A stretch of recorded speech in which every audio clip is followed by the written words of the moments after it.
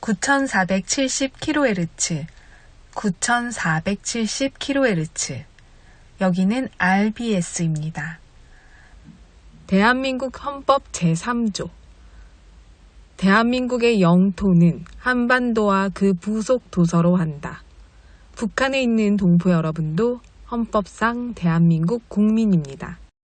2026년 새해에는 북한을 포함한 모든 공산주의 이념에 동조하는 세력들이 무너지고 자유를 누리는 해가 되기를 소망합니다.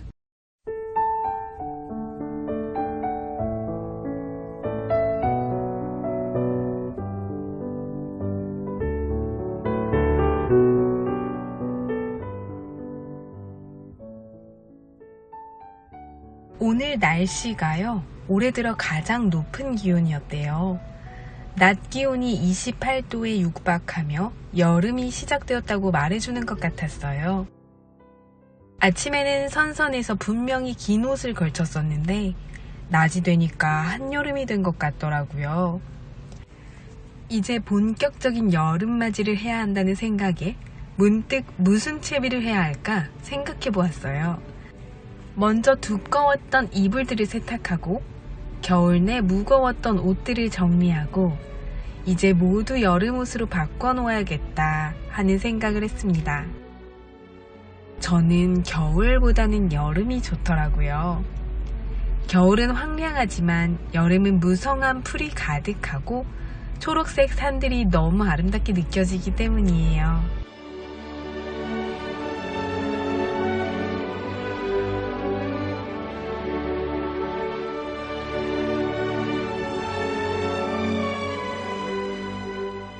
엊그제 북한이 바로 보이는 파주에서 망원경으로 우리 동포 여러분들이 사는 곳을 보았습니다.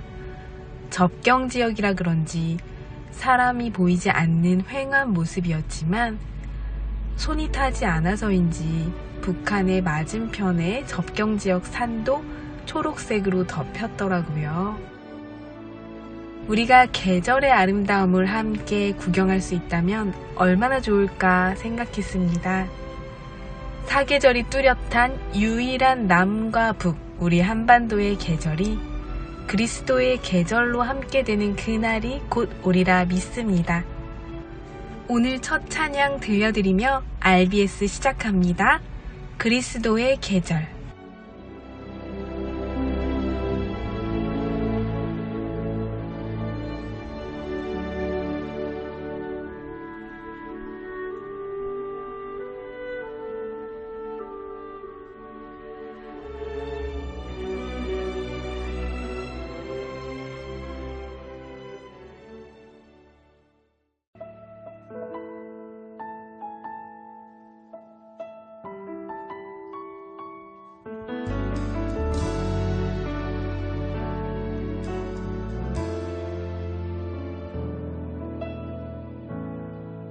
민족의 가슴마다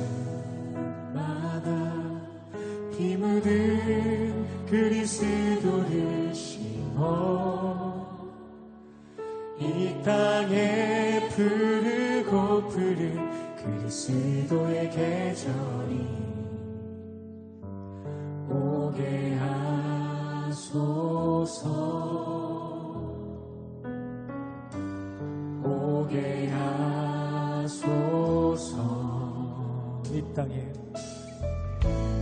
이 땅에 하나님의 나라가 이루어지게 하옵소서.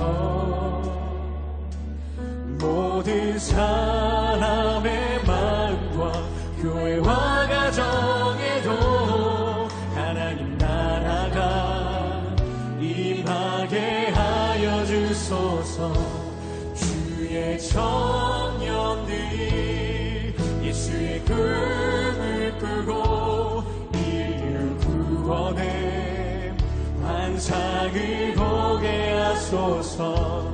한 손에 복음 들고 한 손에 사랑을 들고 온 땅 구성 누비는 나라 되게 하소서.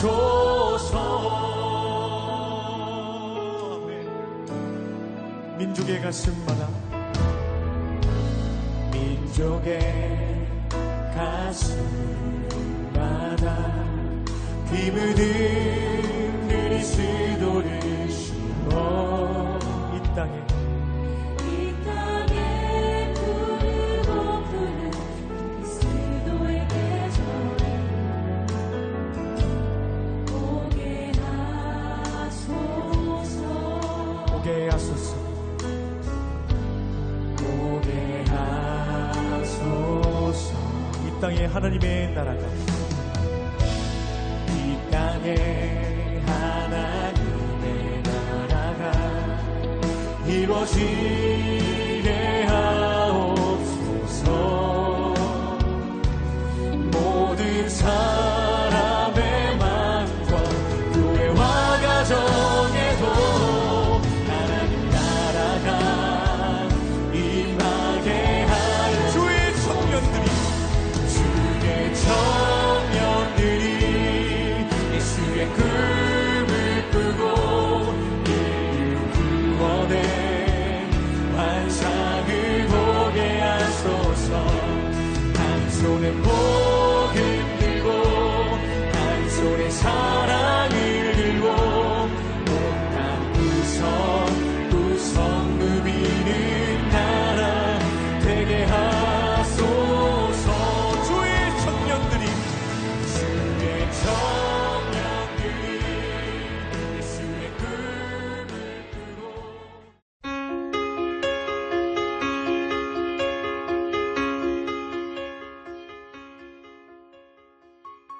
북한 종합 날씨 예보입니다. 16일 평북과 함경도 대체로 흐리겠고 평남과 황해도 가끔 구름 많겠습니다. 17일 평북과 함북 흐리겠고 평남과 함남, 황해도 대체로 맑다가 밤부터 차차 흐려지겠습니다. 지역별 날씨 예보입니다. 평안남도, 평양 내일 구름 많겠습니다. 모레는 날씨 맑다가 구름 많아지겠습니다. 최저기온 18도에서 최고기온 29도까지 오르겠습니다. 평안북도, 신의주 내일 날씨 흐리겠습니다. 모레는 구름 많겠습니다. 최저기온 17도에서 최고기온 26도까지 오르겠습니다. 자성 내일 날씨 흐리겠습니다. 모레는 날씨 흐리고 구름 많겠습니다. 최저기온 15도에서 최고기온 23도까지 오르겠습니다.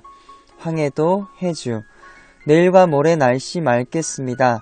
최저기온 17도에서 최고기온 31도까지 오르겠습니다. 개성 내일 날씨 맑겠습니다. 모레는 날씨 맑다가 구름 많아지겠습니다. 최저기온 19도에서 최고기온 31도까지 오르겠습니다. 함경남도, 함흥 내일 날씨 흐리고 구름 많겠습니다. 모레는 날씨 맑다가 구름 많아지겠습니다. 최저기온 18도에서 최고기온 27도까지 오르겠습니다. 해산 내일 날씨 흐리고 구름 많겠습니다. 모레는 날씨 흐리겠습니다. 최저기온 11도에서 최고기온 24도까지 오르겠습니다. 함경북도, 청진 내일과 모레 날씨 흐리겠습니다. 최저기온 15도에서 최고기온 19도까지 오르겠습니다. 무산 내일과 모레 날씨 흐리겠습니다. 최저기온 11도에서 최고기온 19도까지 오르겠습니다. 바다 날씨 예보입니다.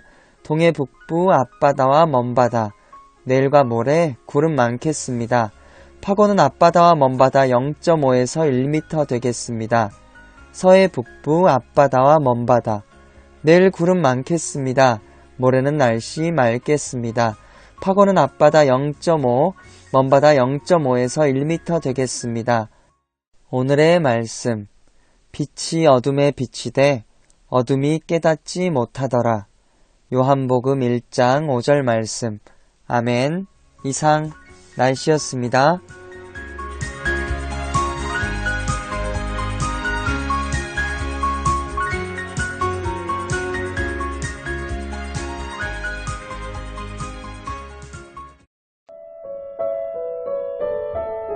여기는 RBS 부흥복음통일 방송입니다.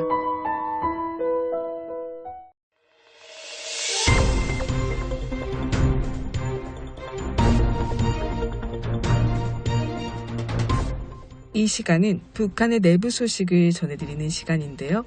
RBS 아나운서가 북한 뉴스를 전합니다.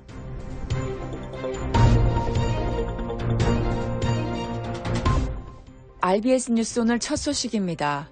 북한이 지난 6일 조선소년단 창립 80주년을 맞아 모범 학생들에게 김일성 소년영예상과 김정일 소년영예상을 수여했지만 일부 지역에서는 수상자 선정 과정에 인맥이 작용했다는 의혹이 제기되면서 비판의 목소리가 나오고 있습니다. 함경북도 청진시의 한 중학교에서는 학업 성적이나 조직 생활에서 특별히 두드러지지 않은 학생이 김정일 소년영예상을 받은 것으로 알려졌습니다. 주민들 사이에서는 이 학생이 청년동맹 간부들과의 인맥을 통해 수상자로 선정됐다는 이야기가 퍼지고 있습니다. 북한에서 소년영예상은 학생들이 받을 수 있는 최고 권위의 상으로 평가받습니다. 수상 경력은 대학 진학과 직장 배치에도 영향을 주기 때문에 학생들 또한 학부모들의 관심이 매우 큰 것으로 알려져 있습니다. 특히 이번 사례를 두고 학부모들은 열심히 공부하고 조직 생활을 해도 소용없는 것이 아니냐며 허탈감을 나타냈고 일부 학생들 사이에서도 공정성에 대한 불만이 나오고 있는 것으로 전해졌습니다. 북한 당국은 소년단 창립 기념 행사를 통해 학생들에게 충성심과 조직 생활의 중요성을 강조하고 있지만 정작 모범 학생을 뽑는 과정에서 공정성 논란이 불거지면서 주민들의 냉소적인 반응도 커지고 있습니다.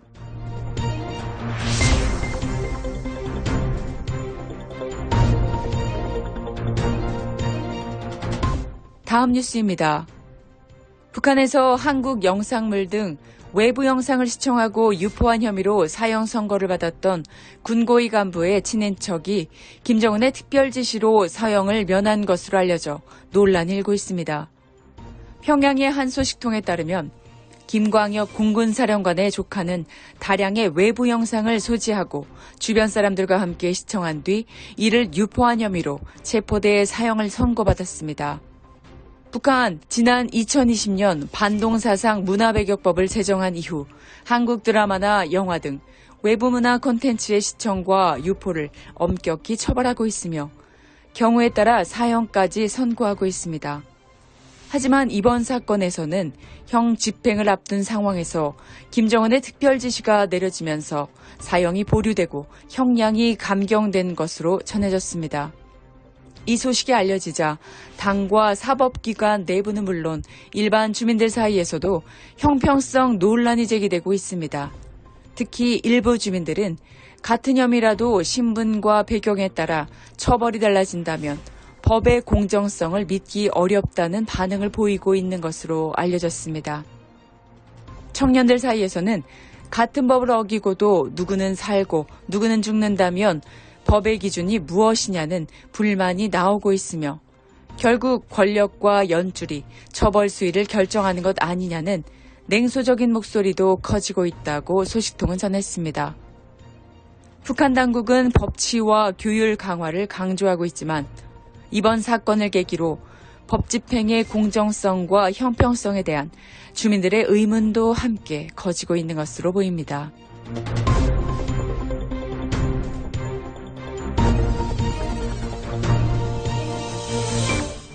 오늘의 마지막 뉴스입니다. 북한 당국이 국경 지역 주민들에 대한 통제를 한층 강화하면서 주민들의 사적 모임과 대화까지 감시하고 있는 것으로 전해졌습니다.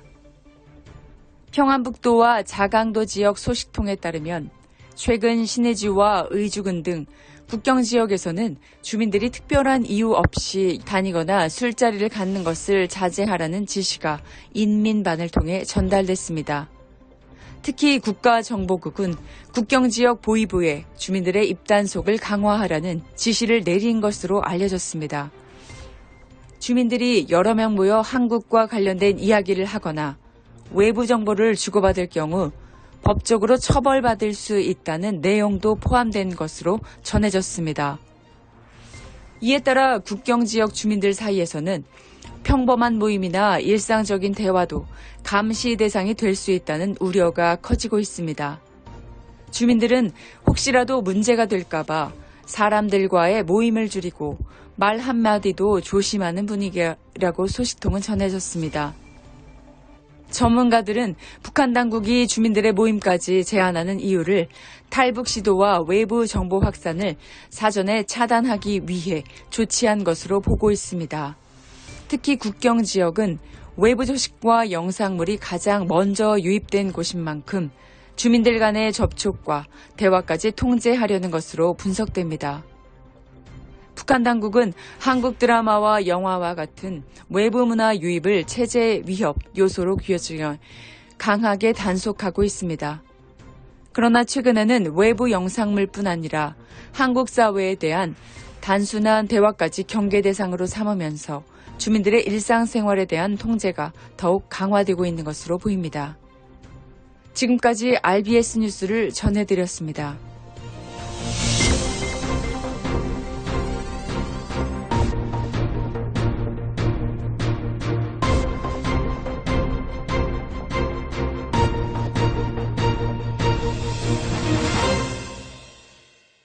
오늘은 16강 자유를 위해 부름받은 사람 이승만, 자유를 선포하러 고국으로 편을 들려드립니다. 함께 듣겠습니다. 이 박사가 YMCA 총무직을 수락한 이유 중 하나는 국제단체인 YMCA 보호 속에서 독립운동을 하기 위한 목적도 있었던 것 같습니다. 당시 서울 YMCA는 애국 청년 지사들의 집결지였고 마치 제2의 독립협회처럼 옛 동지들이 많이 참여하고 있었습니다. 더구나 당시 가장 핫한 인물 미국 박사 이승만이 가담하면서 서울 YMCA는 미국, 유럽, 일본 YMCA와 연결되어 일본 총독부도 쉽게 건드리지 못하는 막강한 국제 기독교 조직이 되어 있었죠. 이 모든 일이 하나님의 섭리 아닐까요? YMCA 청년학교는 중고등학교 과정과 대학 과정을 포함한 학교였습니다. 이곳에서 이승만 박사는 청소년 그리고 청년들에게 기독교 세계관을 기초로 한 자유를 가르치기 시작했습니다. 주일이면 교회에서 설교를 하고 성경 연구반에서 성경을 가르치고 외부에 나가 강의나 강연을 했습니다. 또한 전국적으로 YMCA 지부를 세우는 일에 공을 들였고 선교사들의 좋은 설교나 글 그리고 성경 공부 교재를 우리말로 번역하기도 했습니다. 그러나 이 일들을 그리 길게 이어가지는 못했습니다. 이 박사의 조선 사역은 1910년 10월부터 1912년 3월까지 약 1년 5개월 동안 뿐이었습니다. 1년 5개월 동안 이승만 박사가 한 일들을 살펴볼까요? 이승만 박사가 YMCA 국제위원회에 제출한 보고서에 자신의 사역 내용을 이렇게 보고하고 있습니다. 나는 안식일 때마다 바깥 교회에 나가서 설교하는 일과 오후에 바이블 클래스 지도를 계속하고 있습니다. 그 한편으로 나는 청년의 학교에서 주 9시간에서 12시간의 강의를 합니다. 다른 학교에 나가서 수시로 하는 짧은 강의 외에도 청년의 학교 생도들만을 위한 주 3회의 특강을 해야 합니다. 이승만 박사는 우선 바이블 클래스를 조직하여 성경 강의에 집중했습니다. 이 박사가 언더우드 선교사에게 보낸 편지에서 말했듯 조선 사람들에게 기독교가 너무나 중요했기 때문이죠. 지금 보는 사진이 바로 바이블 클래스에 모여든 학생들입니다. 또한 청년학교 대학부에서 성경과 국제법을 가르쳤는데 이 박사에게 가르침을 받기 위해서 많은 학생들이 몰려들었다고 합니다. 배제학당 시절 협성의 토론회에서 그랬듯 토요일마다 YMCA 연합 토론회를 빠짐없이 열어 학생들에게 독립정신을 심어주며 늘 꿈꾸던 기독교 세계관에 기초한 자유민주주의 교육에 돌입한 것이죠. 모임마다 몰려온 수백 명의 학생들에게 이승만 박사의 행동 하나하나가 화제가 되었습니다. 이 박사는 모든 공부를 기도로 시작하고 기도로 끝냈으며 계단을 오르내리면서도 영어로 혼자 기도했다고 합니다. 그리고 재미있는 이 박사의 유머에 매 강의마다 웃음이 끊이지 않았다고 합니다. 학생들이 조금만 잘해도 원더풀, 중요한 대목마다 굉장해, 정말 굉장해 라고 추임새를 넣어서 이 굉장이란 별명까지 얻었다고 하네요. 이 박사의 강연과 강의는 청중을 압도하는 설득력이 있어서 마치 교회의 부흥회처럼 그 열기가 대단했다고 합니다.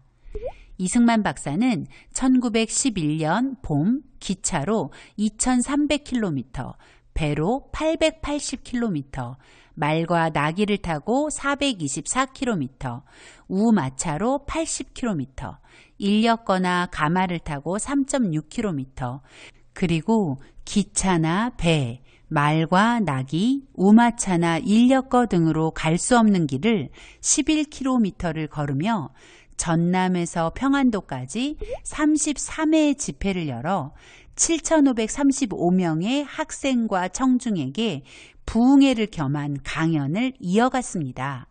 그 결과 전국적으로 33개의 YMCA 지부가 탄생하게 되었고 그 33개 지부를 통해 기독교 세계관으로 무장한 조선 독립을 위한 청년 조직망이 전국적으로 구축되었죠.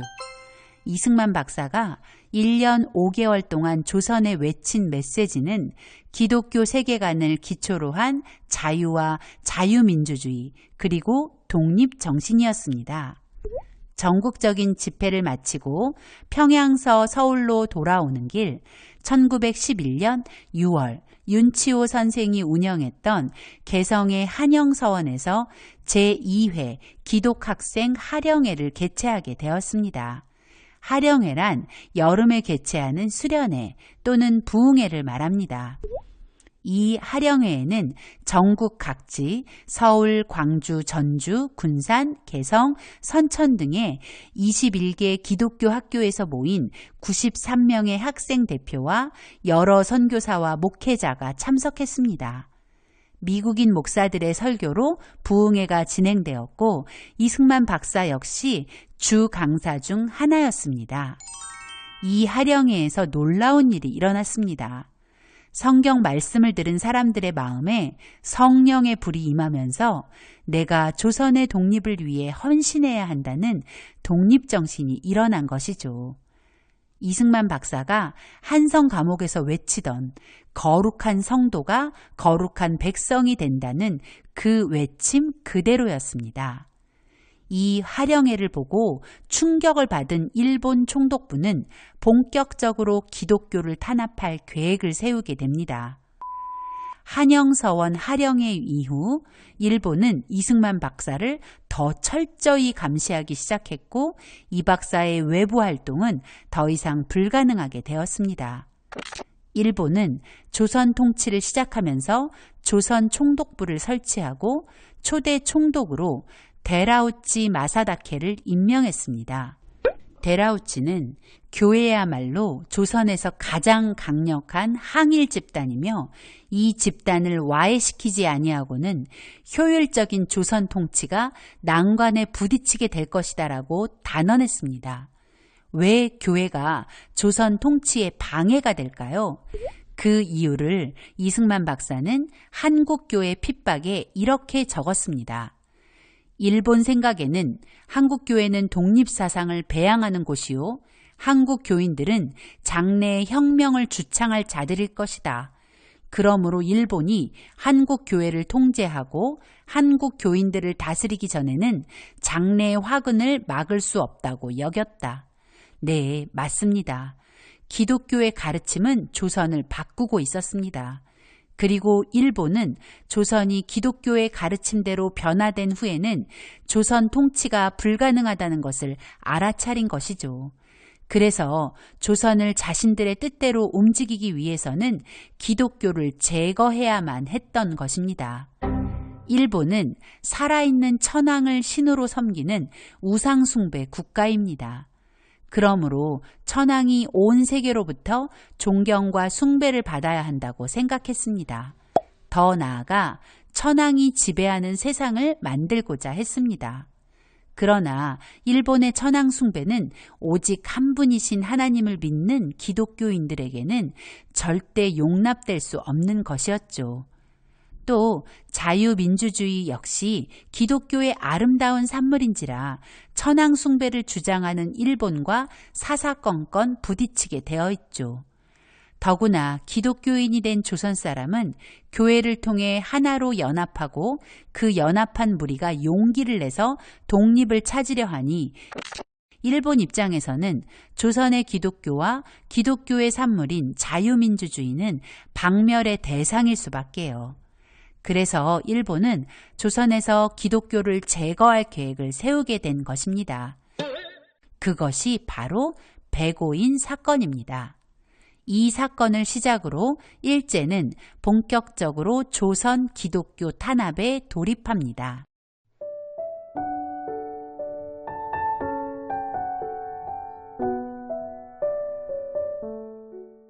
북녘동포 여러분, 오늘 RBS 방송을 들으신 분들께서는 방송 내용의 일부라도 좋으니 주변 분들에게 조용히 나눠주시면 감사하겠습니다.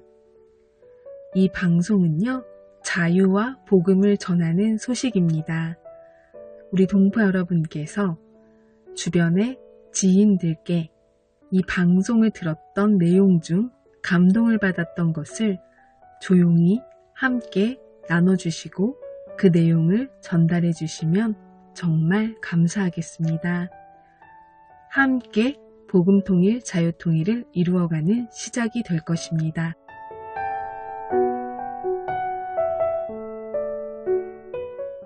북녘동포 여러분, 주님 안에서 정말 많이 사랑합니다.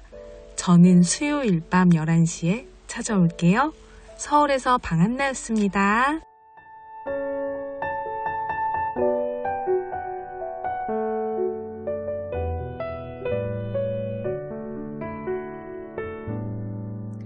당신은 사랑받기 위해 태어난 사람. 당신의 삶 속에서 그 사랑받고 있지요. 당신은 사랑받기 위해 태어난 사람. 당신의 삶 속에서 그 사랑받고 있지요.